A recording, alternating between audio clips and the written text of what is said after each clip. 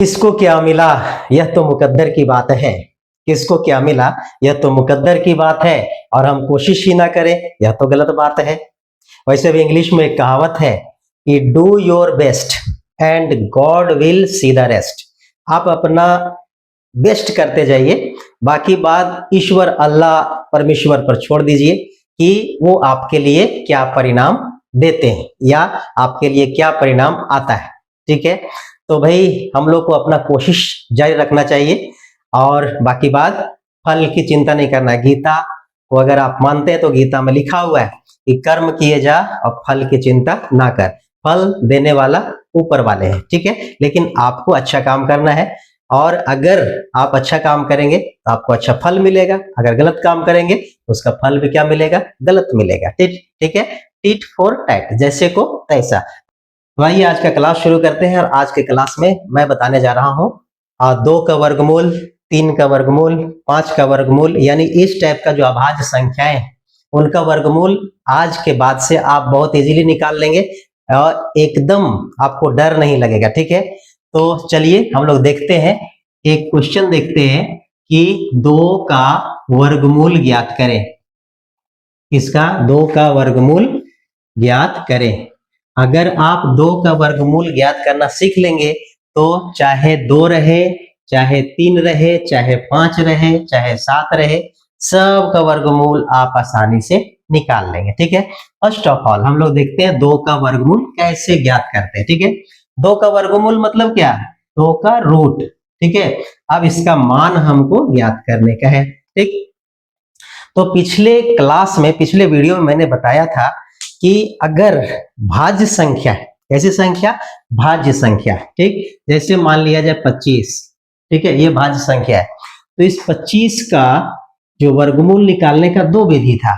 एक था हमारा प्राइम फैक्टराइजेशन मेथड, यानी अभाज्य गुणनखंड विधि, और दूसरा विधि था भाग विधि। ठीक है, तो दोनों विधियों से मैंने वर्गमूल निकालने के लिए आपको बताया है पिछले वीडियो में। ठीक है, अब हमको क्या है, ये भाज्य हम लोग नहीं लेंगे। ठीक है, यहाँ पर हम लेंगे 3 या 2 या 5 या 7, इस तरह के अभाज्य संख्याएं लेंगे।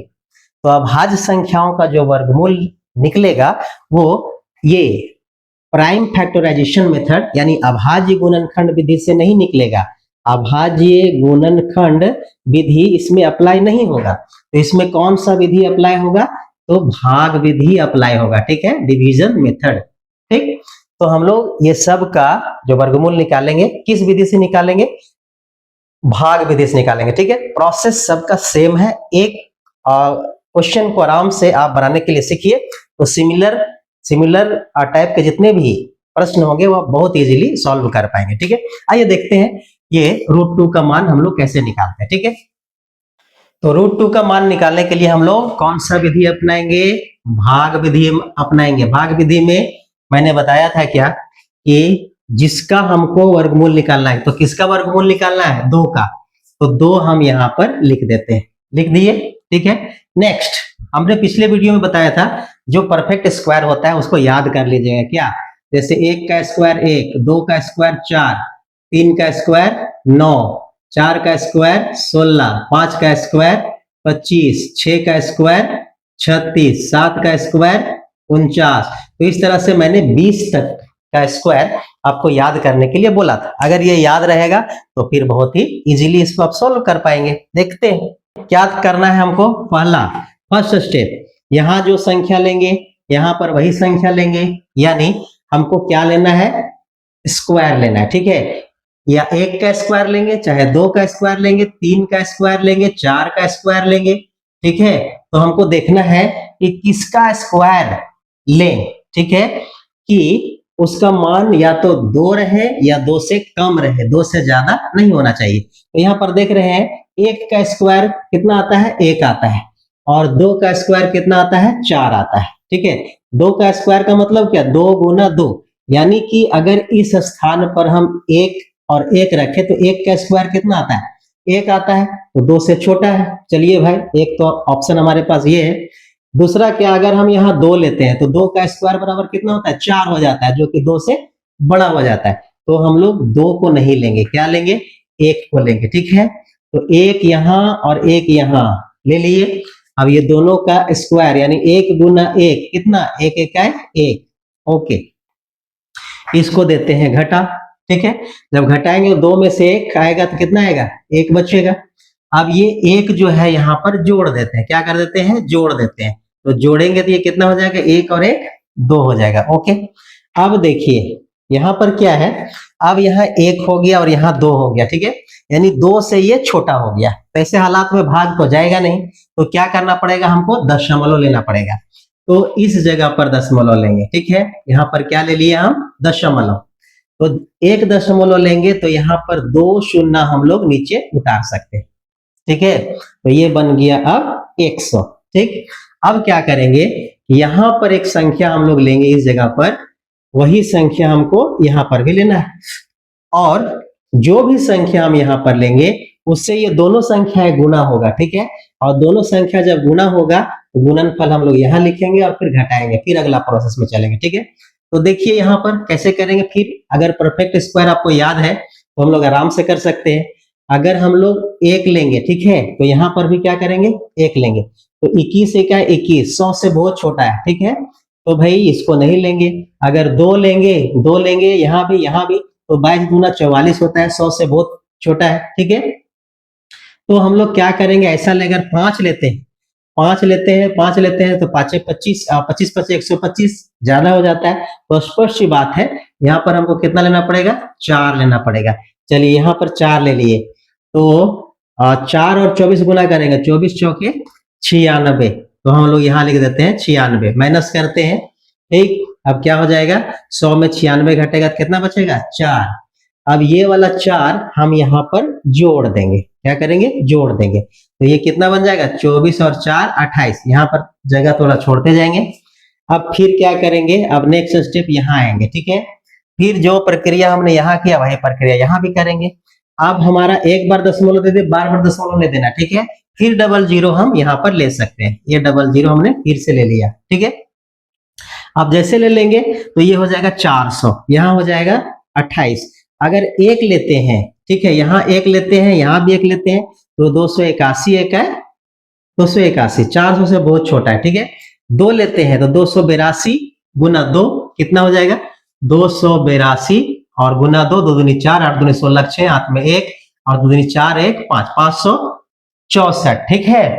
तो यहाँ पर 2 अगर लेते हैं तो हमारा कितना हो जाता है, 564 बढ़ जाता है, यानी कि यहाँ 400 ही है और यहाँ कितना मिल रहा है, 564। इसको हम लोग नहीं लेंगे, इसीलिए क्या लेंगे, एक लेंगे, यहाँ भी एक लेंगे और यहाँ भी एक लेंगे, ठीक है। तो यहाँ कितना ले लिए हम, एक, यहाँ भी कितना ले लिए, एक, तो 281 एका, ये एक से 281 गुना करेंगे, 281 एका कितना हो जाएगा, 281। अब हम लोग माइनस कर देते हैं, ठीक है, माइनस कर देंगे। फिर देखिए ये 0 है, यहाँ पर 1 है, मतलब 10 में 1 घटेगा तो कितना होगा, 9, यहाँ 9 बचेगा, 9 में 8 तो 1, ठीक है। यहाँ कितना बचेगा, 3 में 2 तब 1, 119, क्लियर। उसके बाद क्या करना है, ये वाला जो एक यहाँ लिए, फिर यहाँ पर एक को क्या करेंगे, जोड़ देंगे, तो हो जाएगा 282, ठीक है। और अब यहाँ 282, यहाँ 119, फिर छोटा हो गया। वैसे हालात में फिर डबल जीरो हम लोग क्या करेंगे, उतार देंगे, ठीक है। समझ में आ गया, यहाँ तक क्या संख्या लें, यहाँ पर क्या संख्या लें और यहाँ पर क्या संख्या लें कि हमारा वो कितना आ जाए, 11,900 के बराबर आ जाए या उससे कम रहे, उससे ज्यादा नहीं होना चाहिए, ठीक है। तो एक अंक तक और जाते हैं हम लोग, मैक्सिमम 3 अंक तक जाएंगे, ठीक है। एक लास्ट स्टेप है ये। तो ऐसा करते हैं 282, अगर एक करते हैं, 282 है तो ये एक करेंगे तो कितना हो जाएगा, 2800, 282 है तो 2821 हो जाएगा, ठीक है। और हमारा यहाँ कितना है, तो 11,900 और आगे जा सकते हैं, ठीक है। तो हम लोग फिर क्या करेंगे, 2 करते हैं, 282, 2 8 2 और फिर यहाँ कितना ले लिए, 2, फिर 2 से अगर गुना करेंगे, 2 दूनी 4, 2 दूनी 4, 8 दूनी 16, 6 हाथ में 1, 2 दूनी 4 और 1 5, ये भी बहुत ही कम हो रहा है, 5,644, हमको लाना है कितना, 11,900। तो हम लोग क्या करते हैं यहाँ पर, और सीधे लेते हैं 4, 2824। ठीक है, यहाँ पर हम अगर 4 लेते हैं और यहाँ पर भी 4 लेते हैं तो रिजल्ट कितना आएगा? 4 चौके 16, 6 हाथ में 1, 4 दूनी 8 और 1 9, और उसके बाद 8 चौके 32 के 2 हाथ में कितना? 3। ठीक है, और 4 दूनी 8 और 3 11, 11,296। ये हमारा ऑलमोस्ट इसके नजदीक होता है। अगर 5 करते हैं 2825 को 5 से गुना करेंगे, 5 25, हाथ में 2, 5 दूनी 10 और 2 12 के 2 हाथ में 1, 8 5 40 और 1 41, हाथ में 4, 5 दूनी 10 और 4 14, 14,125। 5 में बढ़ जाता है। ठीक है, 5 अगर लेते हैं तो हमारा 14,125 होता है, जबकि यहाँ 11,900 है। और अगर 4 लेते हैं तो 11,296, तो 11,900 से छोटा हो जाता है, इसीलिए हम क्या लेंगे? 4 लेंगे। ठीक है, चलिए भाई, यहाँ पर हमने फिर क्या ले लिया? 4, और यहाँ पर भी हम क्या करेंगे? 4। तो कितना हो जाता था? थोड़ा सा मिटा दिए, 28 24 और को गुना करना है 4 से, 4 चौके 16, 4 चौके 16 का 6 हाथ में कितना बचा? 1, 4 दूनी 8 और 1 9, 8 और 8 चौके 32 का 2 हाथ में 3, 4 दूनी 8 और 3 11, 11,296, 11,296। इसको माइनस कर देंगे तो 10 में 6 जाएगा तो 4, उसके बाद 9 में 9 जाएगा तो 0। ठीक है, 8 में 2 जाएगा तो 6।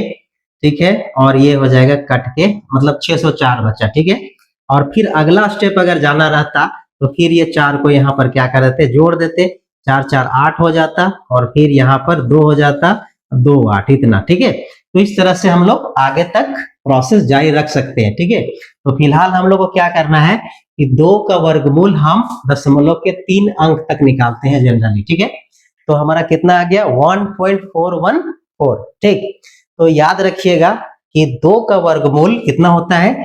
1.414, या जनरली 1.41, 2 अंक तक। तो एक तो इसको याद कर लेना ही पड़ेगा कि √2 का मान कितना? तो √2 का मान हमारा निकला 1.414। ठीक है, या इसको हम लोग क्या कर सकते हैं? √2 बराबर 1.41 भी लिख सकते हैं। ठीक है, या तो इसका मान याद कर लीजिए या तो फिर निकालने सीख लीजिए। बेहतर होगा कि इसका मान एकदम दिमाग में याद ही कर लीजिए, ताकि जैसे क्वेश्चन हम लोग बनाएंगे तो इस तरह का √2 का मान जहां बैठाने वाला होगा तो तुरंत हम लोग ये मान हम लोग यूज कर सकते हैं। ठीक है, तो आपने देख लिया कि √2 का मान किस प्रकार से हम लोग निकालते हैं। चलिए एकदम जल्दी से देख लेते हैं √3 का भी मान किस प्रकार से, एकदम सिमिलर प्रोसेस है। ठीक है, जैसे हमने √2 का निकाला उसी प्रकार से √3 का निकलेगा। सिमिलरली √5 हो, 7 हो, 11 हो, यानी कोई भी जो अभाज्य संख्या है उसका हम लोग वर्गमूल बहुत ही आसानी से निकाल पाएंगे। लेकिन उसके लिए जरूरी है छोटा छोटा कैलकुलेशन करने का, गुना करने का, जोड़ घटाव, यही सब है। ठीक है, और चलिए फटाक से देखते हैं, हम लोग जल्दी से देखते हैं कि √3 का मान कितना होगा। ठीक है, यानी कि 3 का वर्गमूल कैसे निकालते हैं। तो जो प्रोसेस था √2 का मान निकालने का, सेम प्रोसेस है √3 का भी मान निकालने के लिए। तो हम लोग जल्दी से यहाँ लिख देते हैं 3, और यहाँ लेते हैं 1, यहाँ लेते हैं 1, 1 को गुना करेंगे तो 1 1 कितना हो जाएगा? 1, माइनस करेंगे 3 में 1 घटेगा तो कितना होगा? 2। इस 1 को यहाँ देंगे जोड़, और रिजल्ट आएगा कितना? 2। ठीक है, अब चूंकि यहाँ 2 है, यहाँ पर एक संख्या लेना है, यहाँ पर भी वही संख्या लेना है। अगर 1 लेते हैं तो 1 से ये बन जाएगा 21, तो 21 से 21 हो जाएगा, जबकि यहाँ पर 2 है। तो क्या करेंगे, इसमें हम लोग नेक्स्ट स्टेप में यहाँ लेंगे दशमलव लेंगे, तो यहाँ पर कितना शून्य उतरेगा? 2 शून्य, 2 जीरो हम लोग उतार दिए। अब नेक्स्ट में क्या करेंगे, हम लोग यहाँ पर जो अंक लेंगे सेम अंक यहाँ भी लेना है। ठीक है, तो क्या करेंगे, अगर हम 5 लेते हैं तो यहाँ भी 5 लेना पड़ेगा, यहाँ बन जाएगा 25, यहाँ बनेगा 5, 25 25 125, जबकि यहाँ 200 है, 200 के बराबर होना चाहिए या 200 से कम होना चाहिए। ठीक है, तो चलिए ज्यादा विलंब नहीं करेंगे, मुझे लगता है यहाँ पर होना चाहिए 7। चलिए यहाँ पर ले लिए हम 7 ले लिए। ठीक है, तो कितना हो जाएगा? 27 सते, ठीक है, 7 सते 49, हाथ में 4। ठीक है, 7 दूनी 14 और 4 18, 189।